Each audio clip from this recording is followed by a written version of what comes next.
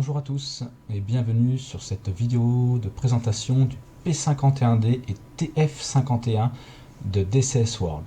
Je vais vous présenter cet appareil dans une série de plusieurs vidéos afin de vous familiariser avec, vous montrer 2-3 trucs qui vont pouvoir vous aider à mieux comprendre cet appareil.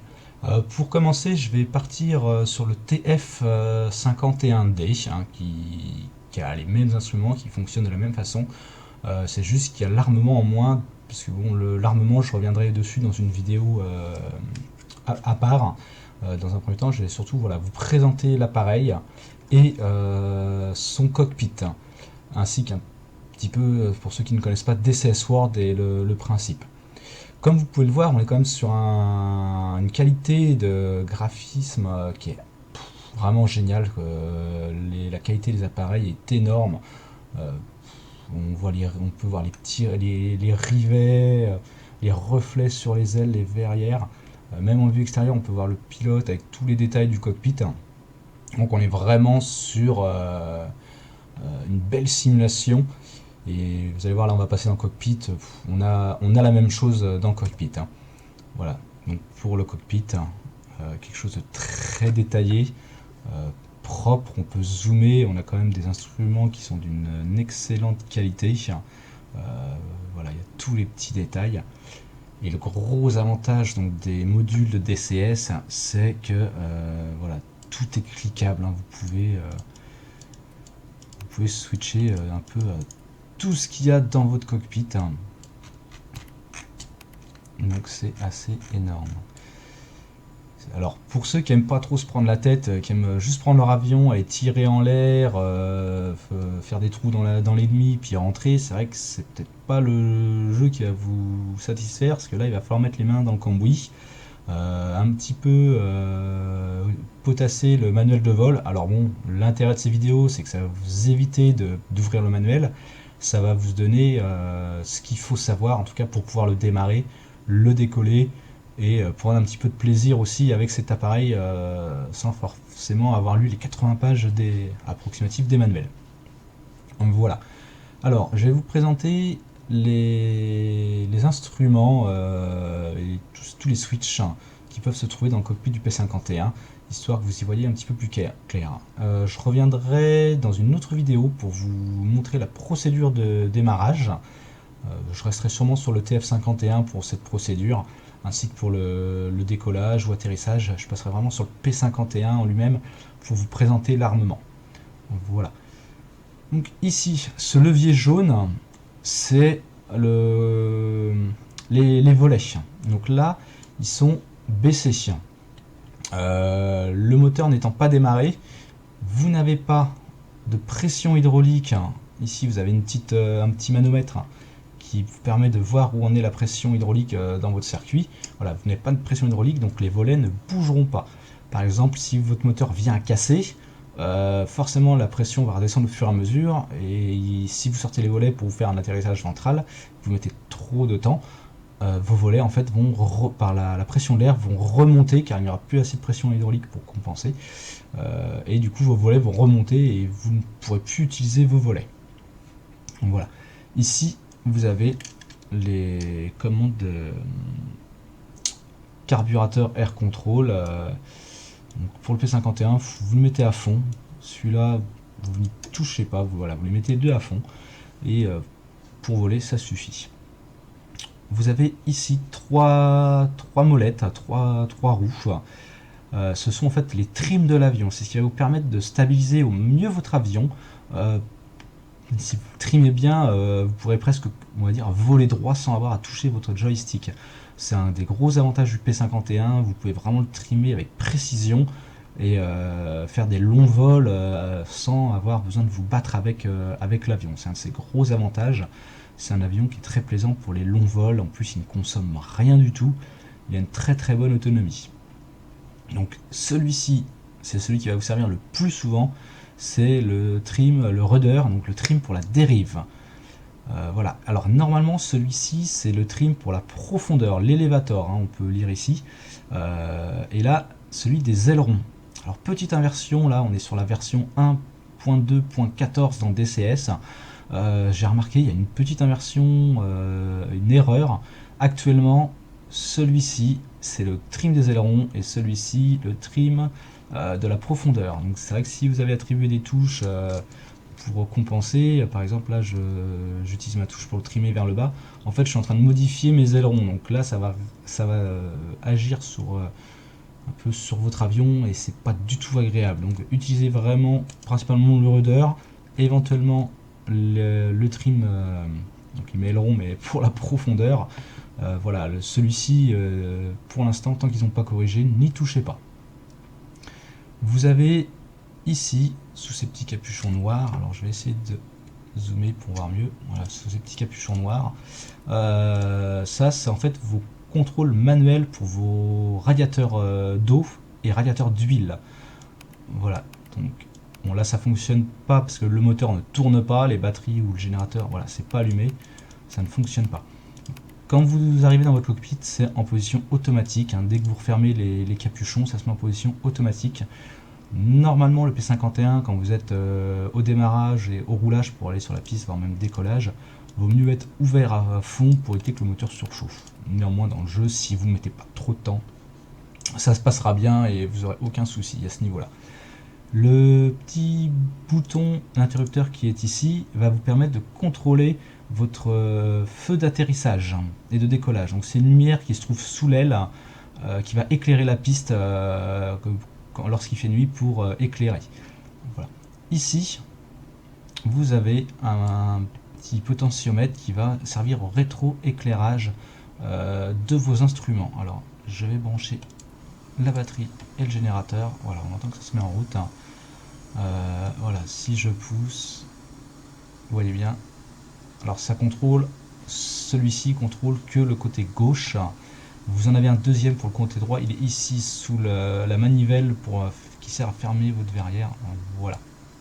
Et au niveau éclairage, pendant que j'y suis, vous avez aussi celui-ci qui va vous permettre, alors on ne voit peut-être pas bien, voilà, d'avoir une lumière, quand il fait nuit ça se voit beaucoup mieux, qui va éclairer l'ensemble de votre cockpit. C'est pas un rétro-éclairage. Vous avez maintenant ici le bloc qui va vous permettre de contrôler vraiment votre moteur, vitesse, voilà. Donc celle-ci, la manette grise, c'est la manette des gaz. Donc votre pression d'admission. En dessous, ici, le P, c'est votre propeller qui va servir à régler en fait en quelque sorte votre tour minute. Imaginez-vous, vous êtes sur l'autoroute en voiture, vous roulez pas en troisième à 130 à 6000 tours. Vous allez baisser, vous allez passer la vitesse en quelque sorte pour baisser vos tours minutes et moins consommer. Voilà, en fait l'idée c'est à peu près ça. Si vous avez bien besoin de puissance de reprise, vous allez remonter le propeller et réaugmenter les gaz. C'est un peu comme en voiture, voilà, vous rétrogradez histoire que ça mouline un peu plus, ça va modifier votre pas d'hélice en quelque sorte, ça va augmenter vos tours et vous poussez votre manette des gaz. Voilà. En dessous, vous avez le petit levier rouge là, donc la mixture. Donc, quand vous arrivez dans le cockpit, elle est sur la position idle cutoff, tout en haut. Il y a 3 positions sur ce levier. Donc, il y a la position run, qui est la position automatique du mélange, et la position plein riche. Honnêtement, la position plein riche ne sert à rien dans le jeu. Faut se mettre sur la position run avec un clic droit, vous passez sur la position run. Donc ça c'est une étape qui est très importante pour le démarrage. Je vous expliquerai ça dans la vidéo pour le démarrage du P51. Voilà. Donc, ici en dessous, on a 2 leviers rouges qui en fait servent à larguer vos emports, vos bidons supplémentaires ou vos bombes en toute sécurité. Voilà. Donc en cliquant dessus, ça vous permet de larguer vos emports. Ici, c'est un petit boîtier pour le démarrage et la mise en route du superchargeur. Le superchargeur, c'est un compresseur qui, à haute altitude, va renvoyer de l'air dans votre moteur pour avoir un bon mélange qui va vous permettre de réaugmenter votre pression d'admission. Car plus vous allez monter, moins vous pourrez avoir de pression d'admission et arriver autour de 16-17 000 pieds, là le superchargeur va se mettre en route et vous allez voir votre aiguille ici va d'un seul coup remonter. Voilà, donc il faut faire attention dans cette zone là. Donc quand le superchargeur se met en route, vous avez ici une lumière jaune qui s'allume et vous entendez le moteur qui s'emballe d'un coup parce que vous allez reprendre de la puissance. C'est comme si d'un coup vous mettiez le pied au plancher. Voilà. À côté, le fuel booster. Donc ça c'est la pompe à carburant.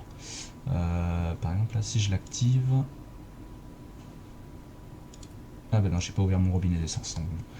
Voilà, donc ça c'est pour diluer l'huile. Ici le starter qui va vous servir à démarrer votre avion. Ça c'est le primeur, donc il faut en mettre une dizaine de secondes, hein, ça permet de chauffer un petit peu le tout. Voilà, ici les magnétos de l'avion. En dessous, sur le TF51, ça sert à rien, mais sur le P51, ça peut vous servir, c'est pour activer votre armement ou le passer juste en version caméra. Là, les boutons, je ne vais pas m'attarder dessus, je reviendrai dessus vraiment sur la vidéo où j'expliquerai l'armement du P51. Là, c'est le bouton pour les freins de parc, donc pour le mettre en route, il suffit de tirer dessus, bloquer vos freins, de lâcher vos freins et de relâcher le frein de parc. Voilà, pour le défaire c'est l'inverse, vous appuyez dessus et après vous lâchez vos freins. Ici ça c'est pour couper votre pression dans le circuit hydraulique, hein. Donc là de toute façon il n'y en a pas. Ici ça c'est votre robinet d'essence pour ouvrir ou fermer votre arrivée d'essence, et à côté le sélecteur de réservoir. Donc le P51 possède 3 réservoirs dans l'avion, plus possibilité d'avoir 2 réservoirs externes en emport sous les ailes. Donc là il est en position pour le réservoir de l'aile gauche. Là c'est pour le réservoir ventral, du moins central, qui est dans le fuselage, aile droite, le bidon de l'aile droite et le bidon de l'aile gauche. Alors petite différence sur le TF51, vous pouvez pas déjà avoir les réservoirs largables, les réservoirs supplémentaires, et vous ne possédez pas non plus le réservoir central. Vous avez que les réservoirs dans les ailes. Alors, ce qu'il faut savoir aussi, alors là avec la touche Alt pourcentage, vous pouvez ouvrir vos emports. Le P51 comme le TF51 ont un emport de 68% de carburant. Alors pour le P51, 68% c'est amplement suffisant puisque c'est juste le plein des ailes, c'est-à-dire que le réservoir ventral est vide. Par contre sur le TF51, ça c'est une petite erreur, si vous voulez vraiment avoir le plein dans vos ailes, faut le mettre à 100%. Voilà. Par exemple, si je regarde ici sur le côté, vous avez l'indicateur de carburant pour l'aile droite. Voilà, vous voyez bien, il n'est pas plein. Et après, de l'autre côté, pareil, vous n'avez pas le plein dans vos ailes. Alors, un petit peu devant votre siège, là, il faut bouger, utiliser traquière. Vous avez ici des petites molettes, le défroster, hein, et ici l'air chaud. Donc ça, en fait, c'est pour l'air chaud, c'est pour avoir un peu d'air chaud dans votre cabine, hein, c'est le chauffage en quelque sorte, hein, car quand vous voulez à plus de 30 000 pieds, il caille un peu. Et ça, c'est pour éviter que ça gèle sur votre verrière. Alors, pour l'instant, dans le jeu, je vous avoue que il y en a pour l'utilité, ça ne fonctionne pas. Voilà. Peut-être par la suite sera implémenté, mais pour l'instant c'est juste pour faire joli. Vous pouvez bouger, mais il n'y a pas d'incidence. Voilà. Vous avez donc ici la manivelle pour fermer votre verrière. Donc là, je ferme. Donc ça c'est le générateur, la batterie, le chauffage des mitrailleuses, que en haute altitude normalement la graisse pouvait geler, ce qui pouvait provoquer des enraillements ou même que les mitrailleuses ne fonctionnaient pas. Donc il y a un système d'huile qui part du moteur qui passe dans les ailes pour permettre de réchauffer l'armement. Ça c'est le chauffage du tube pitot, un tube pitot qui sert à indiquer votre vitesse. Si le tube pitot est gelé en haute altitude, ou du moins si le liquide dans le tube est gelé, ça fonctionne plus. Du coup, voilà, en haute altitude, il faut l'activer. Dans le jeu, j'ai pas l'impression que ça fonctionne pour l'instant. Pareil pour les mitrailleuses, j'ai jamais eu trop de soucis. Après, c'est peut-être aussi au bout d'un certain moment. Mais ça, j'ai pas eu le temps vraiment de trop vérifier pour l'instant. C'est rare que j'aille voler à 35 000 pieds. À côté, vous avez deux interrupteurs qui vont permettre en fait d'allumer vos feux de navigation. Donc feu pour les ailes et pour au niveau de la dérive à l'arrière. Donc je sais pas si ça fonctionne. Voilà. Donc là, vous avez les feux. Et à l'arrière, vous avez donc une petite lumière blanche. Voilà. Ici, vous avez trois boutons qui vont permettre en fait d'allumer des lumières de code sous l'aile du P51. Ça servait. Je sais pas si on va les voir.